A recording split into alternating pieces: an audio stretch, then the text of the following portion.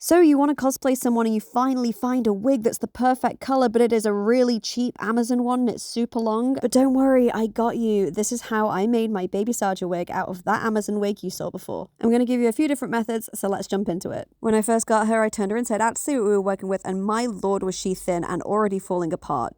Usually with most wigs, you're going to have something that has more solid structure inside. A, you're going to have thicker hair in this area. B, there's going to be following your natural hairline. I like to call them the little tabs because they're down by your ears. C is where the wefts are. They're going to be quite close together. And then at the back, you will have the little hooks that just sort of hold it all together, which is what D is in this diagram. But when I tell you she was so thin that even in the thickest part, she was weak. And not only that, she was tiny. Like, you would have to have a really small head because there was no tabs by the ears at all. Like, you can see the line on my wig head, which is where my hairline is. We're missing like 4 inches. It's ridiculous. Since I am turning this long wig short, I'm going to harvest as many wefts as I can. And in order to do that and make it easier for myself, I'm just going to steam these bad boys straight.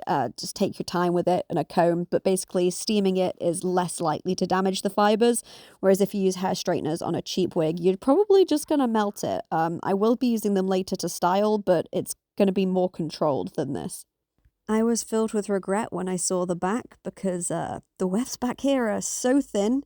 You can see the cap. I'm next going to use little grippy rubber bands, section some areas off and cut them off to get me roughly closer to the length. Make sure you don't do that too short, but save these because you're going to be using them to thicken this bad boy up. I have some of this beige lace that I'm going to be using to pad out and create tabs, but you could probably also use fell or any sort of light fabric. You probably don't even really need to do it, but I like having it there because it will then cover my own little hairline. And like I said, just put it on, roughly cut out the shape you want, and then I'm going to glue that on with some hot glue. You could sew it if you want, but just be careful you don't burn yourself or glue it to the wig head. For the wefts, I'm going to want to make them usable. In order to do this, I'm going to section them out into smaller areas and I'm going to start adding glue. Another thing I've seen people do is they sew over the top of them. I've not yet ever tried this, but I'm sure there are tutorials out there if you're interested. What I'm going to be doing is taking small manageable sections and then using this clear drying, fast drying glue stuff on the ends. Just make sure that you are combing them out as well to make sure that the loose strands aren't going to get glued in. Since I'm going to be gluing these wefts on, I'm just going to wrap my wig head in cling film so that any glue does not glue to the wig head. I've made that mistake before, which is why this is so gross of a wig head. But this way, when I take the wig off, it will just be a matter of pulling off the cling film instead of pulling off scraps of the wig head.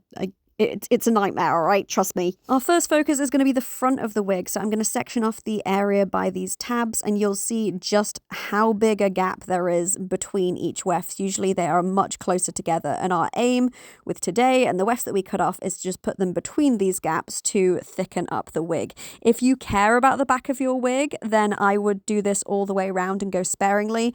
However, for Baby Saja, I'm just going to have a hat on, so I do not care about the back of my wig. I do care about the front, though. I need those little bits that curl around my cheekbones, okay? They frame my face so beautifully. So that is what we're going to be doing now, which is just gluing some hair by the front. One mistake I did make is I glued too close to the weft above, and it left me with a little flicky bit. So I would just be careful about you not going too close to the wefts with each other. I'm not going to edit this. Oh my God, I'm so warm. I'm recording this under my duvet, by the way, for sound muffling. Where was I? Okay, yeah, basically don't make it too thick either, because if you make it too thick, you're going to have too much hair around the front and it's not going to balance right. So just take your time with it. It's easier to add on than it is to take away, especially when we're gluing. If you are gluing the wefts to the wig cap, I recommend using hot glue more than the Yoo-hoo clear glue, because the Yoo-hoo clear glue isn't as structurally strong, I've found, whereas the glue for the hot glue words it does better. But I ran out of glue sticks. I didn't run out. I just couldn't find them because I'm moving house still. Okay, we're getting unhinged again. I see how it is. Anyway, once you've got them glued on, you can then start trimming them to the length you want. And if the hair is still long, then you can go ahead and save the bottom of these as well to use them again further on in the hair, which is why I really like using long wigs to make shorter ones, because then you have an abundance of extra wefts. It's better to have more and not need it than go, oh crap, I'm going to have to buy another one of these shitty wigs because I don't have enough hair.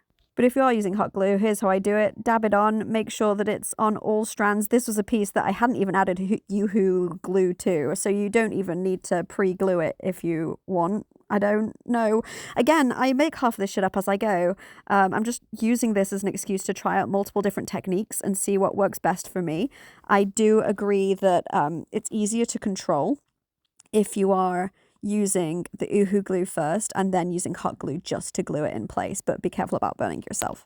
When I had both sides done how I wanted them to, it was time to take some of this weight off and roughly give myself a better idea of what I'm going to be doing. So I'm going to be sectioning out little bits like this going up, and then I'm going to be cutting them from the top down in a sort of moving your fingers up and down motion, well, the scissors up and down motion as you move down. I'm going to just show you, it's easier. We're going to ignore the fact that I'm sitting on my floor because it's easier for me to actually reach because I'm a short boy, okay? So as you can see with the scissors, as I open and close them, I am moving slowly down the hair. So I open, close, open, close. I go up and down with the scissors as well as I move down the strands of hair. And don't be afraid to get a little messy with it, really. As long as you're not cutting straight lines, you're absolutely fine. And by moving the scissors this way, I found it much easier to, work with. I will just say, be careful about going too short at the back. You're going to want to keep it longer than you think back there. So better to try it on and then measure it out that way. And here he is after his first little trim through. I decided to leave a little longer bit in the middle, like an M shape, because that works best. But as you can see here, this bit of hair is just sticking right up, and that's because I glued the weft too close to it. I'm gonna fix it with heat, don't worry about it. But isn't he cute already? And then my hat arrived like 3 days later, and I was like, I'm gonna try it on. Ignore my face. I don't know why I am like that. I do know why I'm like that. It's a heat wave still, okay? Calm down. But yeah, I got some thinning scissors, and I'm just going to go through with the thinning scissors and just thin out the bits right next to my face because I like them really feathery and light at my face. I feel like it makes it look more natural. If I say face one more time, do you have to start taking shots? Ugh, I can't be under the duvet anymore. If you hear a lawnmower going, ignore it. But now we are moving on to straighteners. Make sure that your straighteners are temperature controlled so that you can have it on a lower temperature and build up if you need to, and always test it with a test strand at the back or on a bit you've cut off first to see if it's going to melt it, because every wig has a different melting temperature unless you're getting one that's like heat resistant, and this is going to be cheap as hell, so definitely not heat resistant. She was getting spicy.